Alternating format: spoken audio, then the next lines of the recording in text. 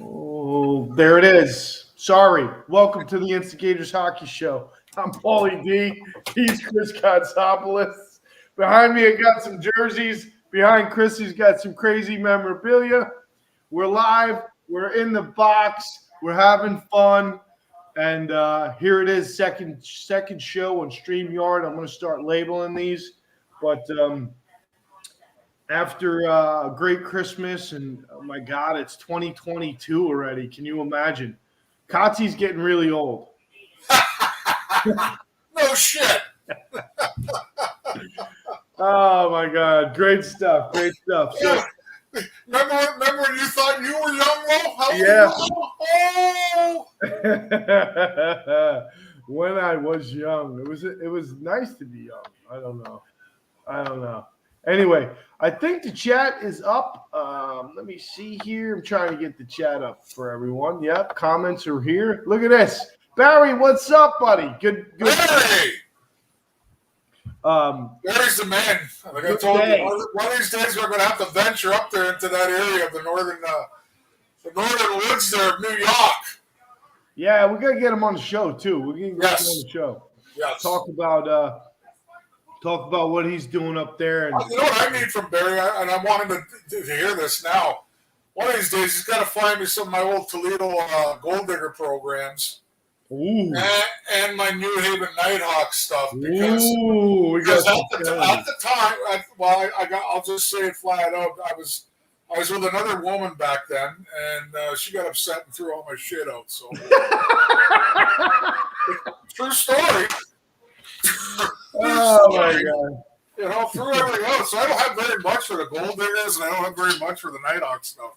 Oh, that's fucking. So maybe Barry's got some because he's got oh boy, treasure full of stuff, of minor league stuff, NHL stuff, everything hockey. Barry's got it. That's awesome, man. Yeah. When I do come up that way, it'd be great if we can meet up. Maybe we'll meet up in the city, have a couple of beers. Who knows? Get in trouble. All right. You should go up there when he has his little get-together in the wintertime. Get your skates on, Paulie. Can you skate? I can still skate, man. There you go. I can still skate. I don't know if I can stop real good anymore, but I can still skate. You know what? That'd be a lot of fun. Someday. I'm excited already. I'm going to try and get up there. You know, with this nonsense with COVID and stuff, I'm shooting towards February. I wanted to get up January. I wanted to go to the Lundqvist thing. I think that's where I'm going to start. And what I love about this is we can do whatever we want. But exactly. I went and I looked for tickets, and I was like, oh my God. The last time I looked, and I have to tell you, it's a strong month ago. I mean, tickets in the 300s were going for $600-700. You know what? God love the guy. He was a great New York Ranger, and I hope they get every dollar and every cent, for those tickets, because that's going to be a nice ceremony. But with COVID and everything going on, I just decided, I'm probably not going to come up in January.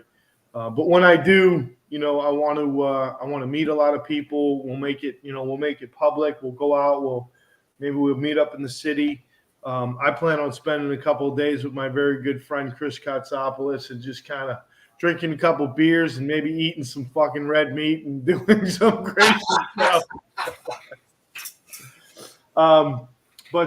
Hey, this bud's for you. I know Kotzi likes to advertise for Yingling. I like to advertise for this bud's for you. Let's get into it. I think the first place we should start is we talked about it, and it seems to be official. The NHL officially canceled going to the Olympics. And who knows what they're going to do with the Olympics, but it seems like the NHL players will not be involved. And I think that's good. Yeah, I got to remember, Paulie, but I don't know, when we first started doing the show about a month, 2 months ago, I said it then, and it came true. I mean, I just think it's a pretty selfish thing to go over to China right now and help that country out with all the garbage that they're throwing at this world. And I've heard a couple guys in the NHL crying about it and whining about it. I mean, stop it already. You know what I mean? Like, our livelihoods have all been ruined. Our entertainment business has all been ruined, and hockey's part of our entertainment business. And the last thing I need is to watch NHLers go over there and kowtow to the Chinese government and help them look good against the world. You know what I mean? After what's happened, I mean, right. I could give two flying. You know what? For any NHL player like Brad Marchand squawking about it, all that stuff. Hey, the smartest thing on earth is to stay home. We don't need to help China do anything right now. The only thing we need to do with China, in my opinion, and I know it's getting off of hockey, but it's time for the world to start suing them for all the money that we can get from for what they've cost to this world. That's all I'll say about China. Isn't that funny? I guess I'll go into the next story that Chris turned me on to today. Yes, I did. It looks like the NHL is trying to sue the insurance companies and for $1 billion in lost revenue. There's a bunch of teams, not all the NHL teams, but a bunch, Toronto Maple Leafs being one, and many other teams are suing the insurance companies, the insurance carriers, for over $1 billion in lost revenue. And as Kati turned me on to this article on TSN, if you read about it, the NHL is not necessarily the plaintiff right now, but it looks like that's how it's going to develop. And they're looking to get restitution.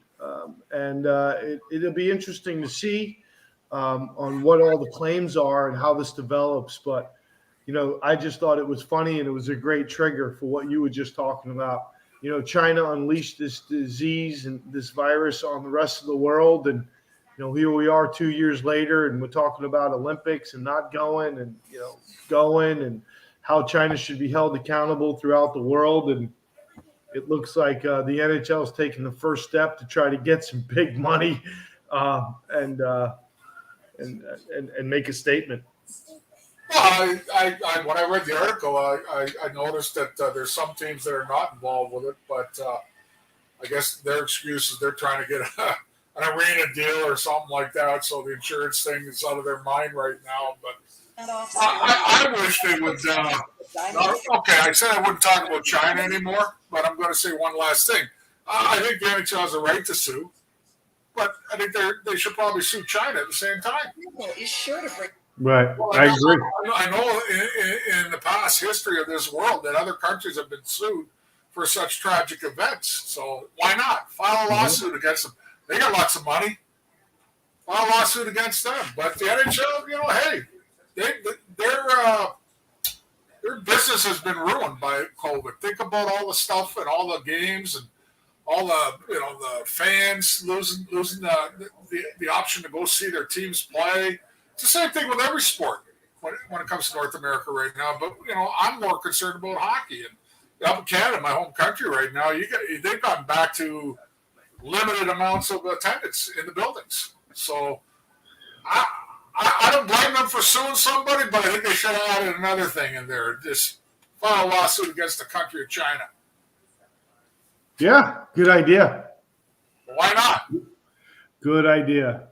I just want to do something really quick here. I'm just trying to make some communication. I will say this. In the end, I think our nations have really come above, and as this thing starts to what looks like kind of go away or mutate into what is a much lesser. You don't hear a lot of people dying right now like they were in the beginning. So hopefully this thing just turns into a seasonal virus and goes away, or whatever the case may be is. But I think you're right, Kotz. I think the world needs to hold China accountable. I think the Olympics should be canceled, not only for hockey, but period, the end, especially like you said, it brings great revenue to that country. But Everyone's shutting down and closing up, and people can't survive and things like that. So I don't understand why you would bring thousands and thousands of people and athletes and into a country and just keep exposing people. Everyone's doing something on the opposite end, so why do that? I don't want to get too much into the nonsense, but I agree with you. I think after this, China should be held accountable for all of it.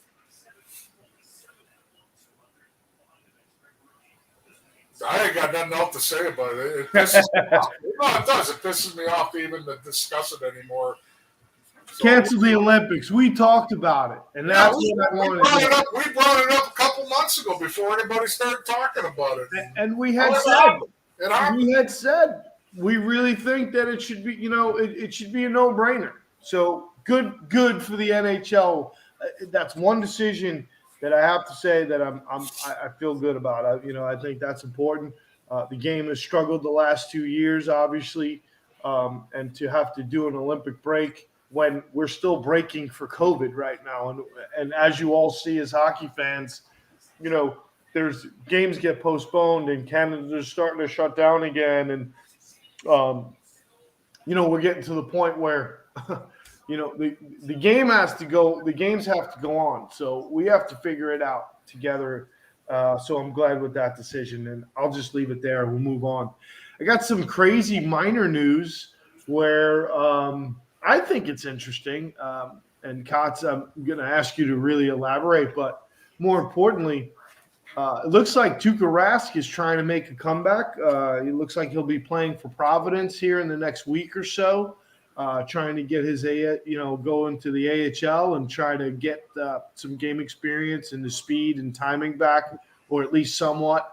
That's important news for the Boston Bruins to get Tuukka Rask, because at one time, correct me if I'm wrong, but he might be a Vezina Trophy winner. I know he's a Stanley Cup winner. Well, you take a look at Boston's season so far. I haven't really, covered it totally, but I do know that they're not the team they used to be. They're still a good hockey club, but they're not a powerhouse anymore. And I think that has a lot to do with the fact that their goaltending's been suspect. They still have some great forwards on that team, obviously, with Pasternak, Marchand, and Bergeron, and some good defensemen back there with DiCarlo and a couple other guys. But I think their goaltending's been a little shaky, not quite up to NHL standards. And I think it's probably a good move by the Bruins to bring him back, because we know he's a Stanley Cup guy, and we know that he's got the experience, and he's a good goaltender. So it's just one thing about it, though, I'm kind of weird about is, like, why did Tuukka Rask not start the year there? I don't know the whole story behind that part there. So all of a sudden he's making a comeback. Did he retire? I don't remember that part. If anybody on the chat room knows that, let me know. I find that kind of weird that he didn't start the season there this year, and I don't know why. Yeah, I think it was. Was he injured? Was he? I don't know. I don't remember. I think it was COVID related and retirement. I think he was getting ready to go back home, and he wanted to make sure his family was safe. And I think that was more of what was going on there. But yeah, I think that's a big plus if they can get him back, playing the way he used to. I agree. I agree 100%. I agree 100%. We'll be taking, if you're in the chat room and you have any questions, obviously we'll be taking we'll be taking your questions later on in the program. I am going to pull this up now. It's probably something that is going to be fun. It's going to be fun to talk with Chris Katsopoulos, because it's just fun to talk about these things. But I do have to pull the article. Listen, there's a couple of things that I have fun with Chris, okay? And I don't care what anyone has to say, but it's fun to watch Chris get mad a little bit, but it is what it is, and that's all it'll ever be. And I'm going to talk about the All-Star game. The voting's been hot and heavy, and I'm going to pull up the article because I think it's interesting. And, you'll think it's interesting to hear how Chris feels about the voting. So I get a kick out of it. He swears I have a jersey hung up somewhere, but I don't. I don't even have a Capitals jersey. So if anybody wants to send me one, I'll be happy to give you my address. But I don't have a Capital jersey. This one I don't have. Looks like Alex Ovechkin, what a surprise, is leading the NHL All-Star voting, along with Connor McDavid, Austin Matthews, and Nathan McKinnon. I hate to say it, but Ovechkin's got almost 30% of the votes. We have other players falling in at, 7 and 12 and 14%. So? What's your point? So Chris doesn't. What's your point here? I'll take the 3 M's for 1,000. Give me the Matthews, McDavid, and McKinnon. You can have the big O. Yeah. Well, right? You can have them. I get it, man. I get it. But I do have to talk about this. Sidney Crosby's at 14%. Yeah. Sebastian Aho at 6.9%. Leon Draisaitl, for some reason they've excluded his percentage here on the voting, which is surprised. Unless I'm missing something, which I don't see. Matthew Tkachuk, 3.9%. That's pretty good. And Stamkos at 11%. So, the All-Star game is a lot of fun. Everyone loves it. The NHL, the fans love the All-Star game, and I get it. It's a time where you take the intensity out of the game. It's purely skill and a lot of fun. It's fun to watch, and I think this year, it'll be important for a really exciting All-Star game. That's if it goes off. Yeah. Who knows what the hell is going to happen. Every day something changes in the NHL. Connor McDavid up in Edmonton is in protocol right now. Yeah. I don't know if you knew that. He just announced yesterday or today. Yeah. So, the All-Star game, you're right. It's a great view for the fans. There's no question about it. Right. The whole hullabaloo, the whole day on TV, blah blah blah, and leading up to it. But I don't know who's going to actually be there to actually play those games. That game. Think about it. You don't know. The guy's in COVID protocol. You can't go. Well, I'm just saying.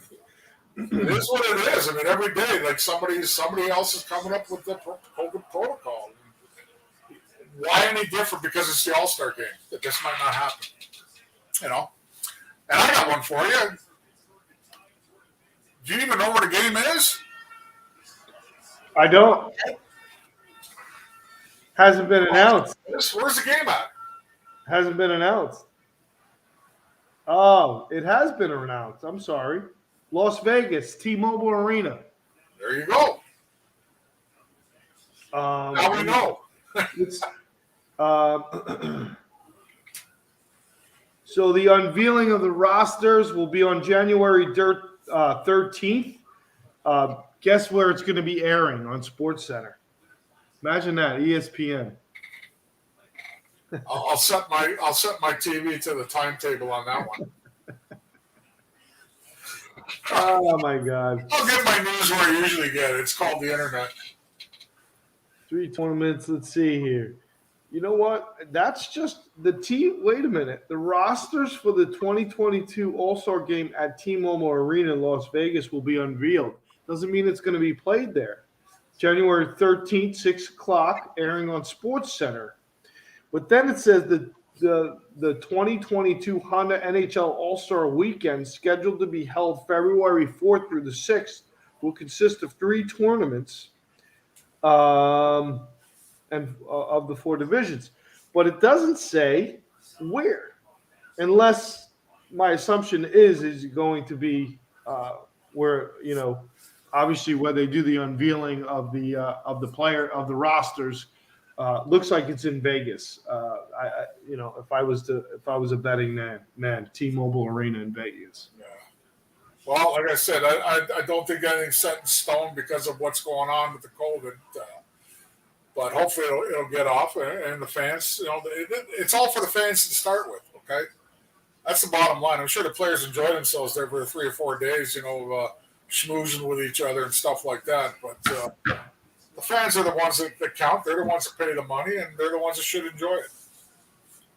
Yeah, it's a good time. Well, I mean, we could do a couple things here, and it really consists of what. If you guys want to hear something or you have questions, if you want to post a comment, and I'll be happy to read it off. We can do one of 2 things here. We can talk Rangers now. We can go into pretenders and contenders. Again, we're going to do that weekly. Yes, we are. I like that. I like it weekly. Obviously, hopefully it'll change from week to week. But I think it's important, and I think it's a lot of fun. And then you can hold us accountable to the things that we say. And real quick, I'm going to go into a live score update for everyone. So this is only 2 games going on right now. Looks like the Islander game got postponed. So talk about COVID. Islanders Vancouver got postponed. The Oilers and the Leafs are tied at 2. And the Blues are they just scored 2-0. They just scored to make it 2-0. Middle of the second period. Both are in second period, about 11 minutes. So there's your live update for the scores right now.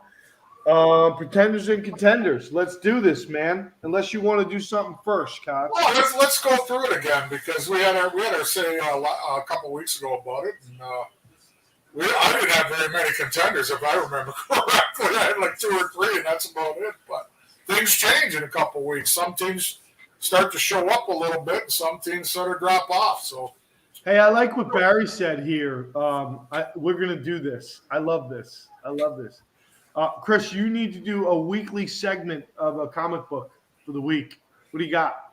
I know you got like. The book for the week? What do you got? Hey, keep reaching. What do you got? I got tons of crap. I know. That's just Barry. Listen, Barry. I don't know if you guys can see this properly. I don't want it to shine. But it's Army of Darkness. You ever see the movie Army of Darkness? No. Oh, well, see, you're not hip. I'm sure a lot of people know what Army of Darkness is. Evil Dead. How about the Evil Dead? You ever hear that? Yes. Well, this is Bruce Campbell's comic here. And he also did a movie called Bubba Hotep. Okay, so there it is right there. That's my comic of the week right there. Good stuff. Army of Darkness, Bubba Hotep. Chris, what awesome. And if you got comics for sale, cheap, I'll buy them. What do you got on your right-hand side behind you there? I see something that's really cool. Oh, that's it? Oh, it's our boy. What does it say? It's our boy. Oh, is that Trump? The best president we ever had. That's it. I love it. Nobody could argue that. He did great. He may not have been a great personality, greatest person in public, but the bottom line was the country was run right. So we'll leave it at that. I don't want to get too political. Here we go. Why? All right.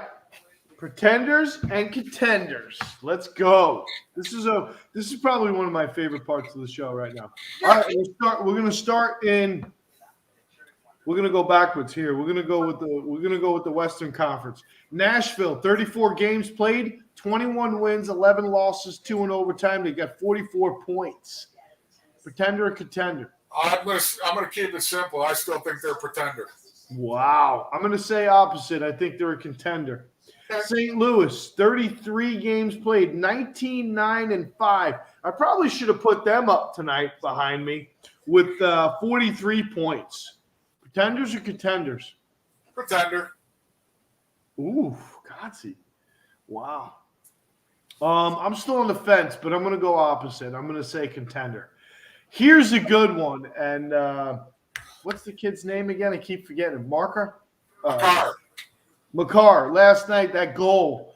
I don't know. That was overtime goal he scored last night. That was gorgeous. And I mean, I take the defenseman out of it. I mean, just one-on-one with the goalie where he put that puck was good stuff. So showed some good hands, no question. Absolutely. Colorado, 29 games played. So they're a handful of games back in hand. They're 19-8-2 with 40 points. So 4 points back, but a good solid 5 games. So that can equate to 10 points. Pretender or contender? I'm going to go first. I'm going to say contender. I'm going to agree with you. So I think things have changed there a little bit. I don't think McKinnon has hit his stride yet, even though he's had a decent season. But right, I think he's only going to get better. I think they're only going to get better. I wouldn't disagree. All right, and we're only going to go up to the wild card. So the Vegas Golden Knights, Cots, 36. Contender. I'll jump out of you. They're a contender. Anaheim. I don't know enough about them. It's amazing to me everybody kind of wrote them off the last few years, and all of a sudden they're right there again. So I'm going to say pretender, but somewhere down the road we might have to call them a semi-contender. I don't know. Right now I'm going to call them pretender. Flames kind of dropped off. What do you think about I still think they're a contender. They're a heavy team. They got enough talent on that team. Their goaltending's still solid. They're going to be a team that I don't think anybody wants to face in the playoffs.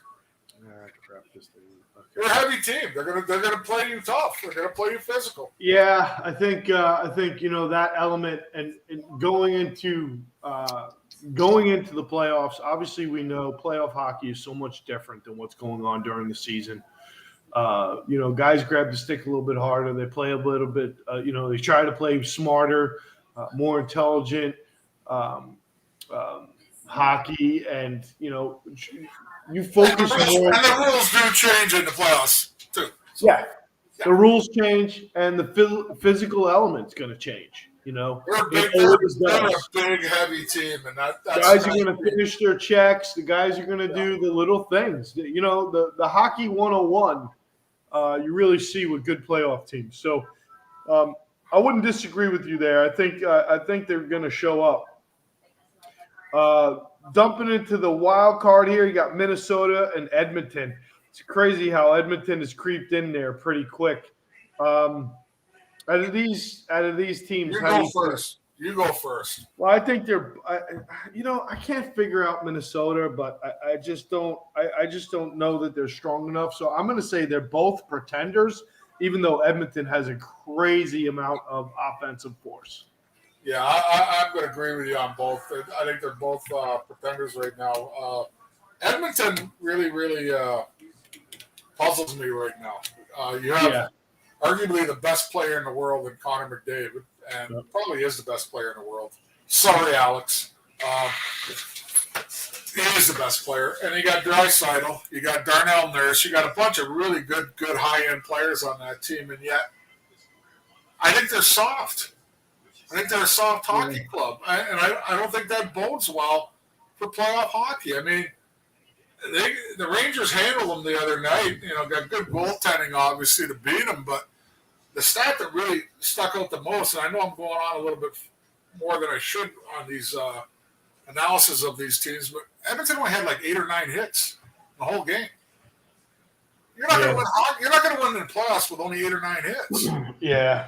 So my good friend and buddy and former teammate Dave Tippett, I think he's kind of in the hot seat right now. There, came out and said some words out of context towards Koskinen, the goaltender, after the game the other night. And they're already starting, talk about coaching changes, trades, and everything else up there. But until that team toughens up, you can have all the Connor McDavid you want. It's not going to work. It's not going to work. Yeah, I wouldn't disagree with you. You got to have some grit, Paulie. Bottom line is, Tampa may have won it 2 years in a row under, different circumstances because of the league and the COVID. But they got grit. They got guys that'll take the body. They got guys that'll mess it up every now and then. Cernak and Maroon. Yeah. They do. So, yeah. And that's the kind of team you need, that kind of build of a team that you need to win in the Stanley Cups these days. Yeah. So that's it on those two. All right, we're going to go to the Eastern Conference. Pretenders or contenders? Tampa Bay Lightning. I'm sticking with what I said 2 weeks ago. I hate saying it, but I think they're going to be a pretender, and it's not because they're not good enough. It's just that it's hard to win 3 in a row. When is the last time any team has won 3 Stanley Cups in a row? Can anybody remember? Yeah, the Islanders, right? No, yeah, no. Probably the Islanders. Or Edmonton. Was it Edmonton? I don't think Edmonton won 3 in a row. I was there then, remember? Yeah, the Islanders. Yeah. So it's hard to win 3 in a row. For those, just for that reason alone is the only reason why I'm going to still say they're pretenders. But again, I could call them semi-contenders a week from now or 2 weeks from now. So. Well, I definitely feel like they're contenders. I know, because you're a Florida boy now. Well, I'm here, and come on, their numbers speak for themselves, Kasi. 35 games played, they got 22 wins. Let's hope the Rangers played them in the first round. 49. I tell you what, 49 points. I tell you what, I was very impressed with the back-to-back with the blue shirts. What's his name? Elliott kind of. The first game, I don't know. Elliott. I don't want to hear any excuses. Elliott kind of gave away a little bit, but hey, you got to execute. Listen, I get it. But the Rangers were dominant in the next game as far as goal scoring went. I think they, I know Tampa took some shots, but I think the Rangers played smart. I think they played good hockey. That's we'll talk more Rangers in a minute, but. I think finally, the other night, Georgiev, he was fantastic. I thought, and I think this team, if they can put a string of really good goaltending together, this team could be very dangerous. But we'll talk about that in a minute. Tampa, I say, is a contender. They're still pretenders. What about the Panthers? 48 points. I think they're I'm going to call them in a couple of weeks probably semi-contenders, but right now I call them pretenders. Wait, semi. Well, because things can evolve within a week or two. You know what I mean? How teams start to show a little more than what they have. They are a deadly team if you go north-south with them. Yeah. Up and down the ice type hockey. They are. Because that's what they do. They just go back and forth. They don't care about nothing. We're going to keep coming after you. We're going to keep coming after you, and that's all there is to it with them, which is probably the only reason why Tampa beat them last year in the playoffs. Because when I watched that series last year, I thought Florida dominated the play, but when you go up and down the ice like it's no tomorrow, you're going to give up some pretty easy offensive chances, and that's how Tampa capitalized on them last year. And I still see the same thing with them. I don't see them playing that tight defensive style of game that they're going to need to play once in a while in the playoffs. So I'm still going to call them a pretender. Yeah. I don't know. I don't get the warm and fuzzies with the Panthers. I just don't. And if I can go back real quick with Tampa, the thing that scares me with Tampa and why I continually say that I feel like they're contenders for sure. You look at Braden Point, the kid's dynamic. He's got wonderful hands. He's got great speed. You still got Steven Stamkos who's putting up points. Who is having a comeback year? He is. I mean, and he's scoring right where he always scores, just like Ovechkin on the right side with the big slap shot. He was the face of that franchise way before they became Stanley Cup champions. And all of a sudden, Kucherov came around and all these other guys, and he kind of got shoved aside a little bit due to injuries too. Right. But all of a sudden, he's back to being the Steven Stamkos everybody knows. And I'll be honest with you. I mean, you can't. I'm here. I'm just going against the odds against Tampa winning 3. No, I know. I just feel that they're so dynamic and they're offensively explosive. You could be up on them 3-0, and it's not safe. They better not want to play the Rangers in the playoffs. I know. That team, though, Tampa seems to be able to really put the puck in the net. All right, we're moving on. We got to move on. We've got about 25 minutes here. Toronto, Cots, 31 games played. Pretenders. Yeah. I like them right now as and it's not biased because I'm from Toronto or I played with them. I'm a Ranger at heart. I think they're probably the team that I think right now is number one contender. They figured it out that all that offense and all that high flying stuff needs some defense, and their goaltending is like as good as anybody's in the league right now with Jack Campbell. Their defense is playing well, and again, you got a lot of grit on that team now. There's a couple guys on that team now that help that team out when it comes to being a little tougher, a little meaner, and a little bit more physical when needed. So I think they're the number one team right now, regardless where they are in the standings. Okay. I don't feel the same about Toronto. I think they're pretenders. All right. The New York Rangers, 34 games played, 48 points. They're one game behind Tampa, who leads with 49. What do you think with the Rangers? Well, I'll go first. I still think they're a little bit of a pretender, but they're getting closer to being a complete contender. I just think that somewhere down the line they might have to add a piece or two. Yeah. One up front, one in the back line. I know the young kids in the back line have done the job, but I think they lack a little physicality back there when it comes to playoff style hockey, where you need a little bit more Trouba-like lingering type player, a little more physical back there to help out. I think up front, if they add a little bit more of a power forward that has the ability to put the puck in the net, I know that's everybody's dream, but then I would say they're a true contender. But I will say this about them, and I know we're going to talk about them. I think a lot of people waiting for them to fall off the cliff. Well, it hasn't happened. Yeah. It hasn't happened. Panarin goes out. They win 3 games against arguably the best team in the league, Tampa. Yeah. Against the high-flying Edmonton Oilers. Yeah. The real test is going to be this week coming up. They got a 5-game road trip. Big road game, yeah. They're going to go out west, and going out west is not an easy thing to do no matter whatever you're playing in. Right. Because of the time change and all the bullshit involved, all that crap. I still think they're just short of a contender. I think Chris Drury will do something before trade deadline. And I will say this to the folks out there that have criticized Alexander Georgiev. Now, I get it. A lot of people don't like the guy because of what happened between him and D'Angelo. It cost D'Angelo his tenure with the New York Rangers. And boy, do I wish he was back. I'll throw that in there. Yeah. Georgiev may not be Shesterkin when it comes to actual talent, but Georgiev's pretty damn good. And in my mind, he's always been pretty damn good, regardless of what people say. Problem is that he was put in a tough situation where Lundqvist leaves, he goes in, then you bring in the number one stud, Shesterkin. So you played mind games with this guy forever. And he did have a shitty time for a while. We'll call it what it is. But he's picked it up. And I think right now the Rangers have as good a goaltending as you have in the National Hockey League now. Yeah, in their duel.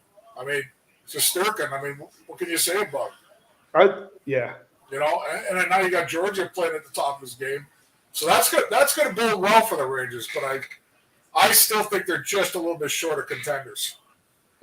Well, I'm going to add my 2 pennies here, my 2 cents. I got to tell you, and we got a little bit of time here. I don't want to talk too much about the Rangers, but I will say this. the other night, Giorgio against Edmonton, I was impressed. He made good saves, timely saves, and he showed, exactly what you talked about as being, if the Rangers could put this goaltending tandem together, the way it looks like it's coming together, I would say they're true contenders. They're getting good goaltending now, night after night, and it could be either guy. And that's huge because I agree with you. I think that the Rangers have so many really good components, and we'll talk about it in a little bit. I know Heedle's a sticking point for many, and we'll talk about it. But I'm going to go on the opposite side this week. Last week I said pretenders. This week I'm going to say contenders. And strictly because of the last 3 games were very impressed to me. Back-to-back against Tampa, I think that's huge. Tampa's the best team to me in the league, aside from the Capitals, and probably more offensively explosive than anybody else in the league. That team could put the puck in the net whenever they want. And the Rangers held their own. So with that and the goaltending, I'm going to say contenders, and we're going to move on because we'll talk New York Rangers in about 10 minutes. Koch, your favorite team of all time, Washington Capitals, 48 points, tied with the Rangers. What? You know my answer to that. Why are you even asking me? Like, I'm going to say no. I'm going to say it doesn't matter. They can win a Stanley Cup, and I'm just going to tell you that right out there. They never won it. So what are you talking about? Exactly. Hey, Koch, they won a Stanley Cup. No, they didn't. Oh my God. I don't know what you're talking about. I gotta say, I think they're contenders. We'll move on. Crap! I hit the back button. Oh my God. Let's see here. Well, you missed one team. No, I know. That's what I said. I hit. I'll bring it up. Carolina. So 2 weeks ago, you said we both said name somebody. I got him now. I know you do. You got Sebastian Aho, Teravainen. You got New York Ranger dropouts on that team. From Fallis to Shea to D'Angelo. Derek Stepan is on that team. I think the Carolina Hurricanes, are contenders. Ooh! I've changed. I don't know what I said 2 weeks ago, but if I said they were, I think they're contenders. They're quietly letting everybody else get all the publicity and all the news and all the all-star ballots and all this crap. And yet, you go look at them. If they win their games in hand, they're the top team in the league. Hey, Barry, I think they should take the Arizona Coyotes and move them to Hartford. That's just me talking. Barry said they should bring back the Hartford to the NHL. You know what's funny, Chris? You and I talked about that, 7, 8, 10 years ago. That'll never happen. When we had Baldwin on. I really hate to say it to the people of Hartford, and there's some great, loyal Hartford Whaler fans there. There's a bunch of loyal fans there, but it'll never happen again in Hartford. Never. February 2nd, Barry says here. I'm reading the comments. I might be able to do that, Barry. I might be able to do that. What, the big show up in Barry's? Yeah, he just invited. Yeah, I'll go with you. You go. Well, I mean, shit. We might as well make it a plan. Well, we need a place to stay, though, Barry. You got any freebies at a hotel there? Let's make it a weekend. Let's make it a big. I'm not going up there coming back the same day. Let's make it a big one. I ain't either. I'm going to try and party that town dry. Let's make it a weekend. I like it. I gotta get back in the gym or something there. Okay, who did we miss now in the East? Okay. Oh God, I'm getting distracted. Sorry. We stopped. Listen, we're almost done. We've got 2 teams left. They're both wild card teams, which he got plenty of business. Boston's a pretender. Boston, and what do you think about Pittsburgh? They've been hot as they've come on pretty strong the last couple of weeks and are starting to win games, but I still think they're a pretender. Yeah, I think they've gotten aged, and I think and Malkin, who knows if Malkin's ever going to be Malkin hasn't been the same player for I think since the last Stanley Cup they won. To be quite honest, he's just he's a floater, a prima donna. Yeah, he's hurt a lot. Absolutely. I'll put Pittsburgh in that category. So I do want. Last thing I'm going to say is, and Ranger fans get angry when I talk about this, but Kotze, what happened to the New York Islanders last year? They went, 7 games with Tampa. Yeah, they went 7 games, and again, it goes back to the Tampa thing. Tampa was fortunate to win against the Islanders. I thought they were fortunate to win, the Stanley Cup in general last year because they won the game 1-0 their 7th game in the Stanley Cup. But yeah, I don't know what the hell happened with the Islanders.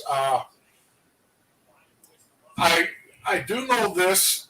In the last few days, Barry Trotz has taken a leave of absence from the team. It's got nothing to do with COVID. I don't know what it is, but Lane Lambert has taken over as the interim coach there. So I wish the best for Barry Trotz because I think he's one of the good guys. So do I. One of the good hockey men. I'm not just going to say NHL. He's done it. He did it the hard way. He came from the minors all the way up and did well in Nashville and got the Islanders to where they were last year. And, won a Stanley Cup with your favorite player, Alex Ovechkin. And I hope the best for him. But the Islanders, I have no clue what the hell's going on with that club.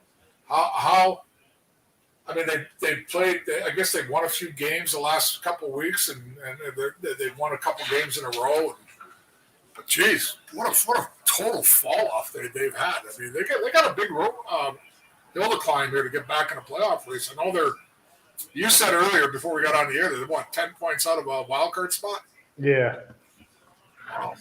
Well, they still got half a season to do it. Yeah. I don't know.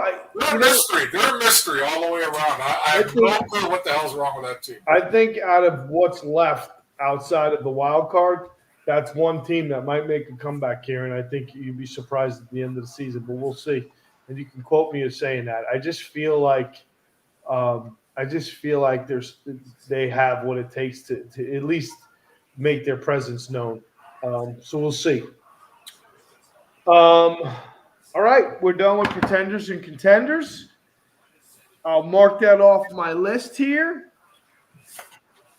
Let's go real quick to the live scores, see if we got any changes. Looks like 3-2 St. Louis over Pittsburgh. Yeah, wow. That was 2-0 when we last checked. Yeah. There's a minute left in the second period there, and the Leafs and the Oilers are still tied at 2. So looks like Braden Shen's got a goal. Looks like Russ got a goal. Actually, Russ got 2 goals here. So Penguins trying to add it there. The only thing we have left, and we got about 12 minutes left to go here, is let's talk about the New York Rangers.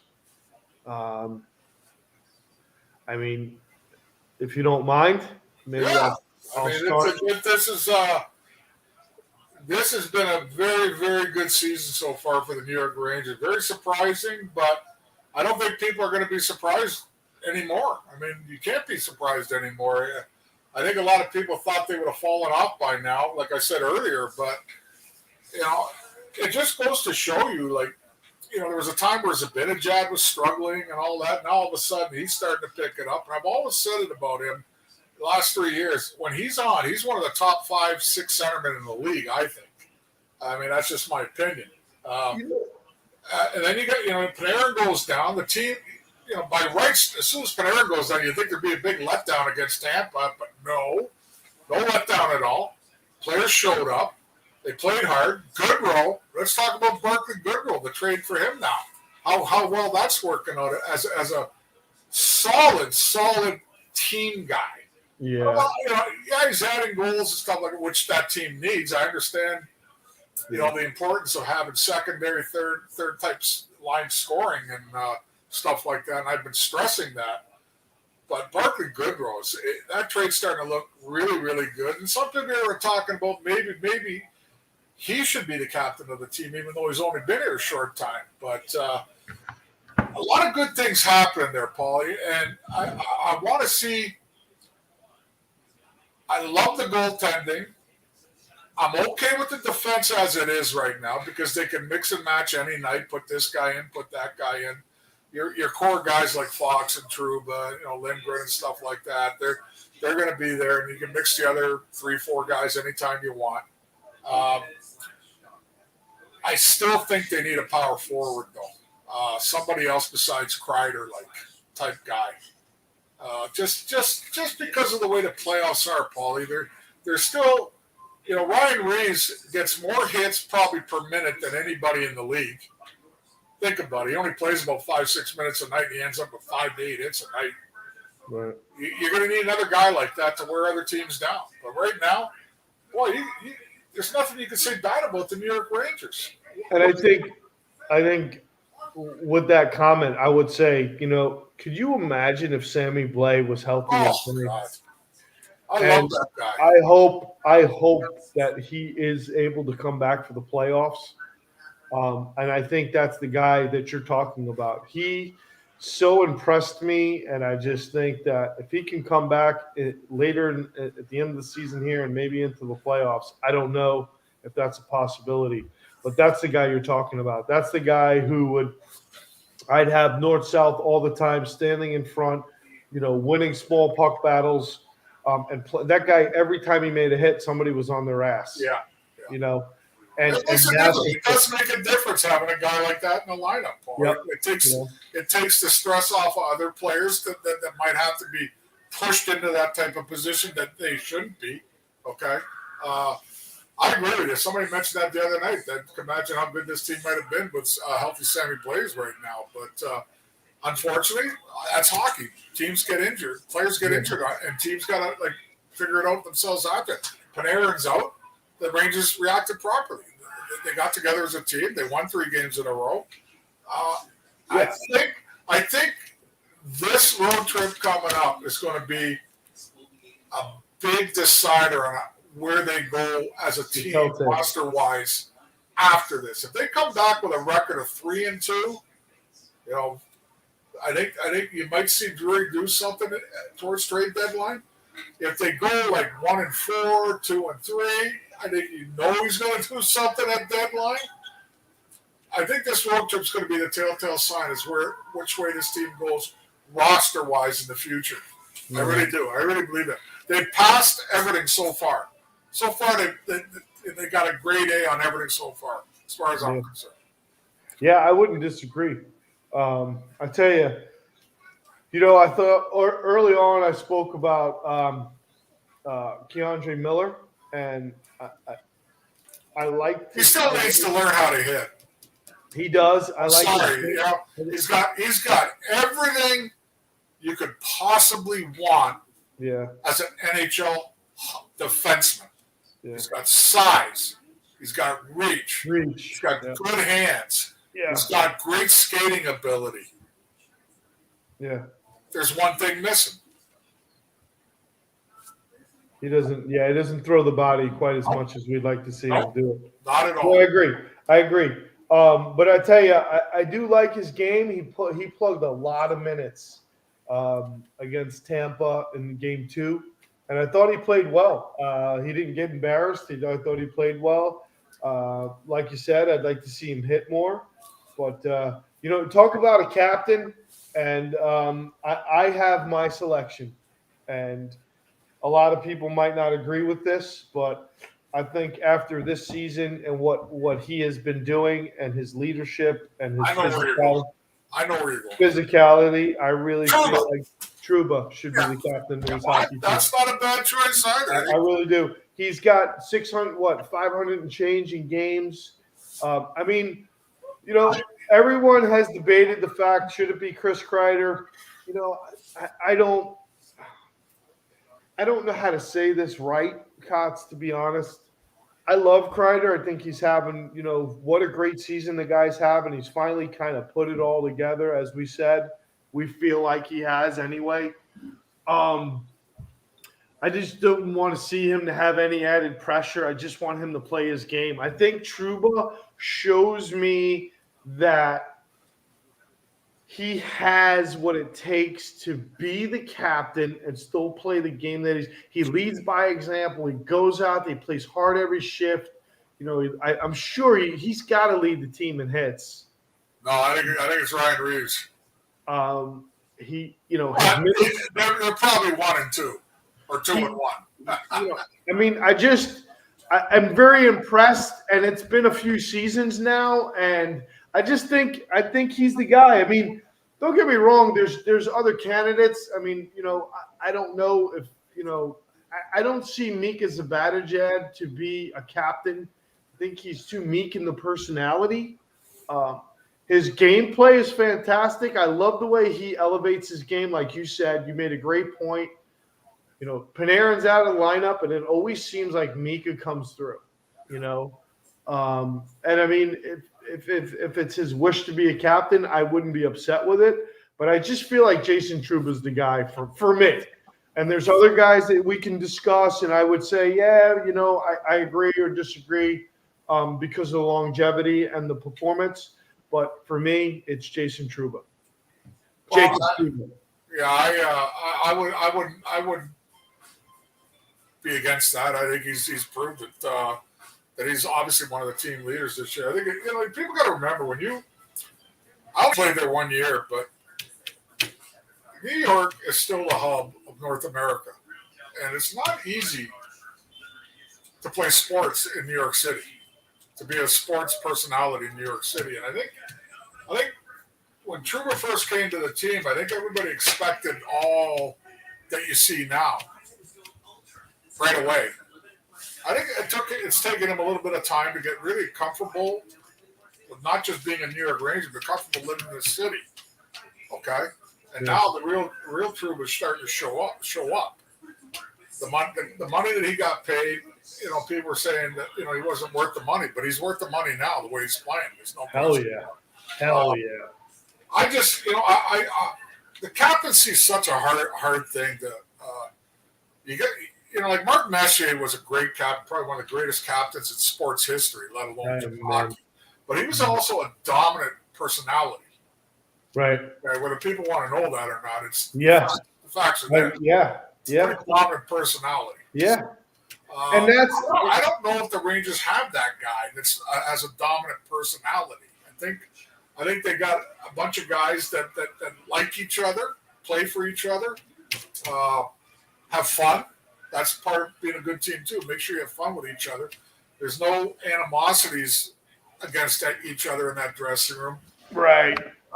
So the captaincy thing, sometimes it's a good thing, and sometimes it's not a good thing, as we found out with Ryan McDonough. Ryan McDonough should have been a Ranger for life. Yeah. The way he started out there, he was going to be talked about as one of the probably top 5 Rangers on D of all time. Yeah. But as soon as he got to the point where he was just about ready to break into that possible superstardom, they gave him the captaincy, and I'll tell you what, his game deteriorated from that. Yeah. I don't care what anybody tells me. He wasn't awful, but he wasn't good, really great anymore. His decision making changed too much. Yeah, I agree. I don't know what's going to happen. I've got a feeling they're probably going to go without one all year. I mean, they've gone so far without it. Yeah. I mean, pretty damn successful without it. So. Yeah. What I do want to say about the Rangers, though, and we still got to talk about the Heatles. We still got to talk about the Lafrenières, the Kakos, and all these guys that are, the Gaultiers. These guys got to start contributing. Lafreniere has the last few weeks. Yeah, played better. He's shown some like balls playing good defensive hockey. And hey, everybody's going to talk about the goals he scored because of mistakes of goaltenders. You know what? They don't drop pictures on a score sheet, so that's the one you always use. Stick that up your ass, people. He's got 8 goals right now, so that's That's a lot more than a lot of other guys on the team got. They don't draw pictures on the score sheet. No, they never That's have. the one you've been using on. They never have. So Kako started to get better, but he's kind of tailed off a little bit. But he's been awfully quiet. The biggest enigma still is Philip Beetle. I knew that was coming. I don't care where the scouting reports are coming from. It's year 5, and I'm not seeing what everybody's. I don't see what everybody talks about this. He's been on the team 5 years. Yeah. Yeah. God. I don't see it. I'm sorry. I see a guy that can skate like the wind. I see a guy that can handle the puck. But I also see a guy that can't finish. Yeah. Never finishes properly. So I have no idea where he fits into the plans. Like, you can't put him up front in the top 6 because he hasn't earned that spot. You know what I'm saying? Yeah. I don't know, Paulie. That's just my opinion. I'm allowed to have one. I mean, it can't be all rosy about the New York Rangers. Like, we can't get the pom-poms out all the time and tell everybody how great every player on the team is. You know what I mean? I still, I'm probably one of the only ones. No, you're not the only one. There's a lot of guys that still think he's got potential, but I'm like, I haven't given up on him yet. I'll be honest. I just think I think he can be a dynamic player. I'm just hoping that he's just it seems to be a late bloomer, which he wouldn't be the first. So, yeah, but how does he fit in your opinion, though, Paulie? When you got Panarin, Zibanejad, Kreider, Strome, I'm going to throw these at you now. Okay? I'm going to be honest with you, Kyle. I'm going to tell you where. You got 2 first-round draft choices. I think he needs to play with Panarin. I'll be honest with you. I think that he needs to make the adjustment in the game, and he needs to play with Panarin. I think Kotze, I think his passing and the ability that he sees the ice. Oh, no, he shows brilliance at times. I think if you put him with Panarin, I think that you're going to see a different player. I think he needs that. I think he needs to play with a top-notch player. I think it'll help elevate his game, but I'm telling you, I've watched him, and I just see a brilliance in him that I haven't seen in a long time. And I get it. The performance isn't there. The numbers aren't backing him up.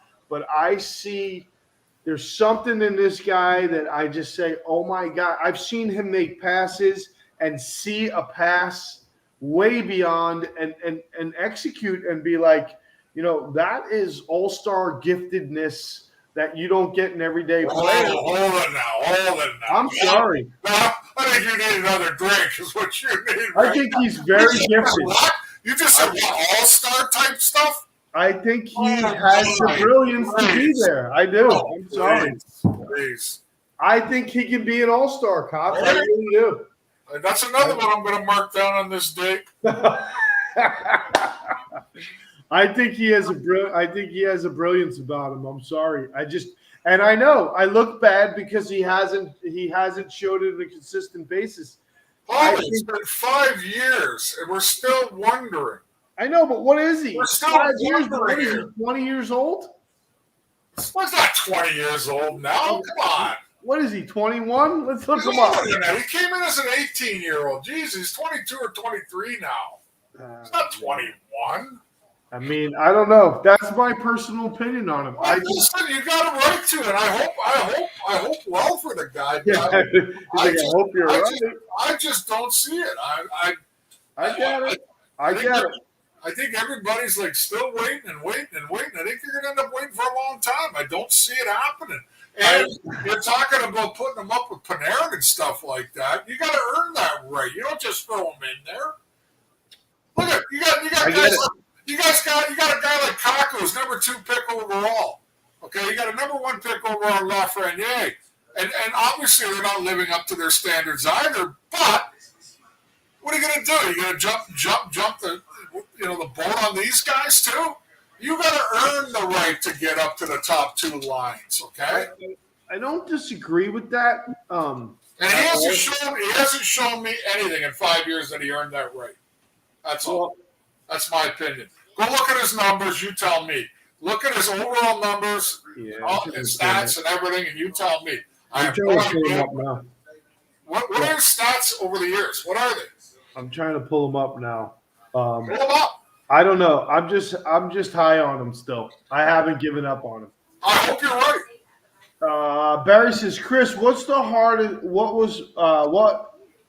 harder, playing in New York than Hartford due to the press and the fan base? I know both cities love their hockey, but was playing in New York have more pressure to produce? I honestly didn't feel any pressure anywhere I played.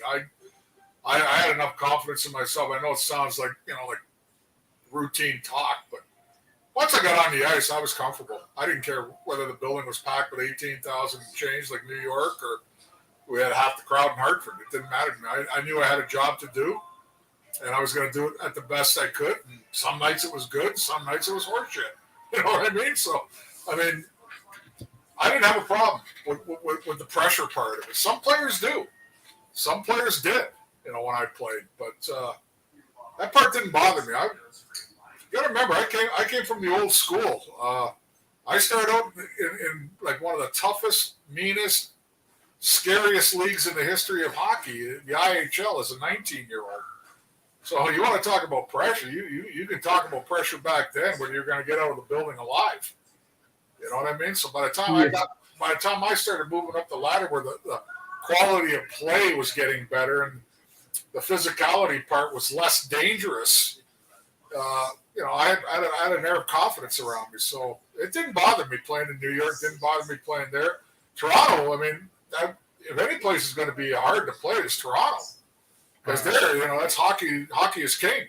And you got like 900 reporters there and TV stations. Now it's even worse there.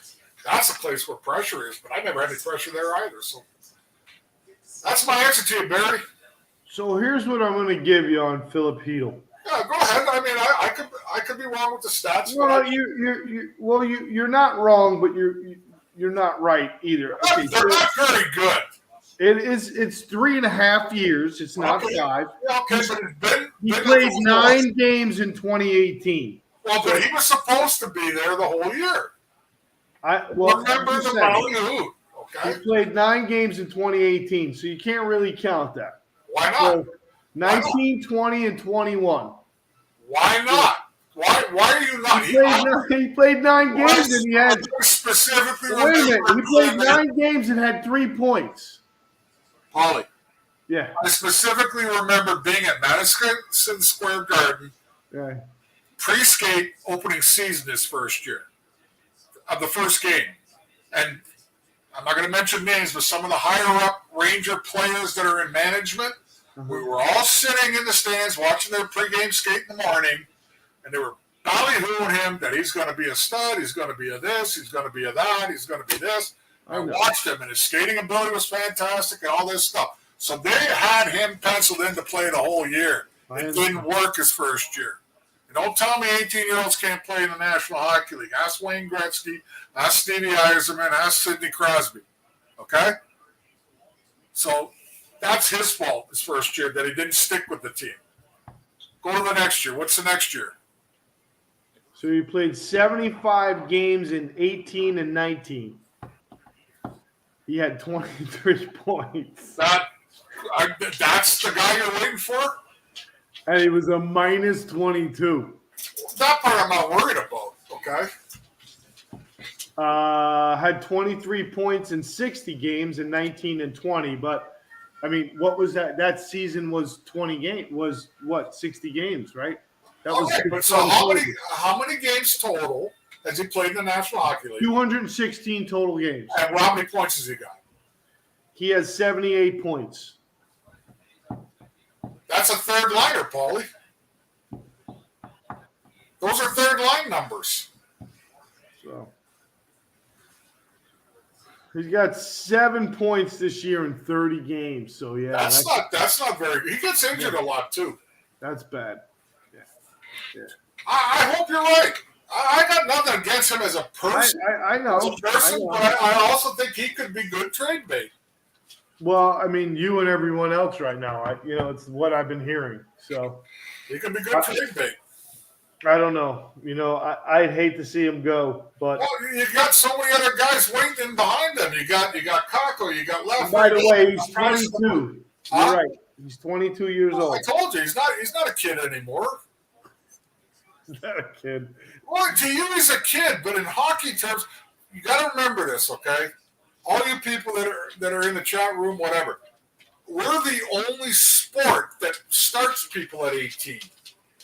Okay? Yeah. The NFL doesn't do it. The NBA doesn't do it. Major League Baseball rarely does it. Right. We're the only one that does that. Tells the whole world that this 18-year-old kid can play in the National Hockey League. Right. And it's been proven. So I know, but I'm not sold on him. I've been waiting for him for as many years as we've been talking about, and he does show brilliance at times, but just not enough for me to say, well, maybe we should move him up to the first line with Panarin. No, let's move on. When would you ever think that Chris Kreider would have double the amount of goals as Panarin? Panarin's got 10 goals. Chris Kreider's got 20. Well, I've always told you since the beginning when Chris Kreider showed up as a New York Ranger, I watched him for a few games. I watched him for a month, and I told you what I would do with him. And you watched him in college too, right? A little bit, not a lot, but I don't want Chris Kreider carrying the puck. Yeah. I told you that in the past, and I'm sticking by it. Every player likes to think that they can handle the puck and all this stuff. You saw what happened. As good a year as he's having, he had a breakaway, I guess, in one of those games against Tampa or whatever, or clean break or whatever. Yeah. You know what happened? He didn't even get a shot off. No. Chris Kreider is a dominant force in front of the net. Yeah. You are not going to move that man. He's strong as a bull. Yeah. And the one thing he's really improved on is his deflecting. Yes. You can tell that this guy's worked on it. Oh, yeah. Worked on because he's trying deflections that he would never have tried last year or the year. As long as he sticks to that kind of a game plan in his mind, is just be fast, play hard, and get to the front of the net. He should get 40 goals this year. It'd be a crime if he doesn't. Let's put it that way. He's got 20 right now. Talking about Barclay Goodrow, he's sixth on the team with 7 goals. Listen, Lafreniere's got 8 goals. I mentioned that to you a little while ago. Ryan Strome, 8 goals. Panarin, 10 goals. Zibanejad, 11 goals. You know who I like a lot, and you talked about him, Julian Gaultier. I like this kid. I like the way he drives the net. I think he only has 2 goals, but he doesn't finish either, okay? He's got a problem finishing, but he shows more to me than Filipino does. Well, because he plays North American hockey. Don't care. All I know is when he's got the puck, he shows more overall. He's always going into that. Yeah, absolutely. I don't disagree with you at all. I did mention Kevin Rooney. I like Kevin Rooney. Yes, I do. Again, their penalty killing has been great this year because of guys like him, Goodrow, and everybody else that contributes to it. And that's such an important part of the game that people don't get. You got to have a solid penalty kill. In order for you to be a physical club, which the Rangers are a little more physical than they've been in the past. Absolutely. You know you're going to take penalties once in a while by being that way. So you have to have confidence. The players that play physical have to have confidence that if I do make a mistake and take a penalty, that my penalty killing specialists are going to bail my ass out. Yeah. And that's important. It's just as important as the power play. The power play is improving too. Everything about this team is pointing upward, Paulie. Agreed. It's just a matter, like I said, I think they need some more scoring from the Gaultiers, from the Heedles, from the Lafrenières, Cockwell. I'm not saying they have to lead the team every night, but look what happened the last 3 games. No Panarin. Goodrow Gaudreau scores 2 goals. Lafreniere scores a couple of goals. Ryan Strome scores. You know what I mean? Yeah, not the usual suspects all the time. Right. That's what I need. I want to see more of this team. When they get to that point where you're going to contribute from the second, third, fourth lines on a more consistent basis, then you're going to see a team that's going to be hard to beat. Agreed. You know. With that being said, that's what they need. I don't know what else you got. That's about it. I think we covered a lot tonight. I'm out of touch, out of time. We're always out of time. Next time you can put a Sabre jersey, I'll put up the original if you got one. Oh my god. They are the coolest looking jerseys, the original Sabre jerseys. I have dark blue one though. It's got to be the dark blue one. I got a bunch. I got a lot of minor leaguers. I got the Detroit Vipers. I got Vegas. I got a bunch of the minor leagues too. Wow. Actually, it was on my wish list this year. I gotta finish up. I need a Toronto Maple Leafs jersey, and I need a Montreal Canadiens jersey this year. Those are the 2 I need. Well, if you get a Leaf one, get number 26, okay? Is that the number you wore in Toronto, 26? Yes, I did. So Hartford 24, the Rangers was 24. Yeah. But when I got to Toronto, even though I had seniorship on it, whatever you want to call it, Dan Davu with a little tadpole wouldn't give me the jersey. Really? Nope. And then what number did you wear in Detroit? 29. I couldn't get 26 because Joey Kosher wore it. Kosher? Oh, you were there when Kosher was there? Yeah. And I couldn't get 24. Who was wearing 24 then? I can't remember. I think one of the Russians wasn't it? No, there was no Russians then when I was there. My short stay there was no Russians. They were on their way though. They were on a life raft coming over. They had them on a plane coming in. They were on a life raft coming over. Yeah. Well, listen. I think we covered this. I think we beat this thing to a pulp. I think we instigated this show. If you guys have any questions or comments, please join the Facebook group, the Instigators Hockey Show. You can find it anywhere in the groups on Facebook. Beth kind of runs that for us. That's the star of this show, really. Yep. And I just want to, again, shout out to Beth. You know, we love you, girl. Beth is battling, and she's doing a great job. We're wishing her well, and we're believing that she's going to have a great recovery. So you keep that up. Hit us up on Facebook. I do have an Instagram page. I don't really use Instagram much, but if you're on Instagram, look me up. I do share some of the show stuff there. Please subscribe to our YouTube channel, and bring everybody on. We want to grow this. We want to grow this podcast, and we want to be your source for all things that are important in hockey. We want to instigate the issues. That's what we do. It's important. We're not trying to be the NHL Network or anything like that, where it's really nice and cute. Everybody's in a suit. There's no vanilla ice here. Everybody's going to say the politically correct thing. We're trying to tell you how we feel, what we think, and what the fans really want to hear. They want to hear the dirt. They want to hear the garbage. They want to hear the bullshit. They don't want to hear everything that's all nice about everything. And we'll give credence to all the nice stuff when it's proper. There's no question about it. I think we do that on every show. But we're trying to do it like a beer, dinner, and peanuts type show at the bar. That's what I think we're trying to get across to the fans. Yes, absolutely.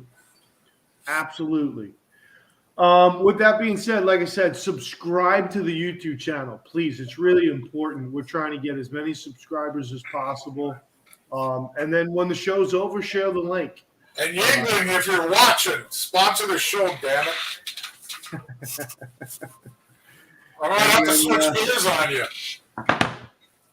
I'm a red, white, and blue guy. This Bud's for you, everyone. Listen, I'm excited. I want to meet Barry Kotz. We should talk off program.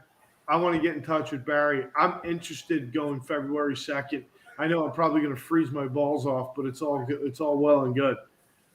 He's in upstate New York, right? Isn't he? Yes, he is. So I haven't been there in quite some time, but it's something that I would really be interested in, have a lot of fun, and so we'll talk about that. No guarantees, but we'll discuss it. I think there's a 50-50 shot if something happens. So listen, everybody, once again, subscribe, join the group, share it with your friends. Let's talk some hockey. Until next week.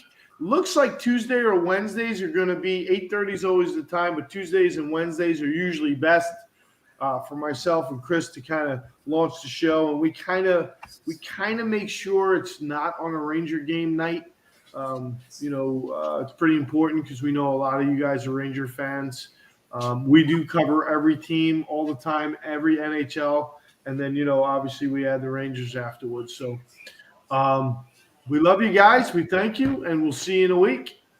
Peace.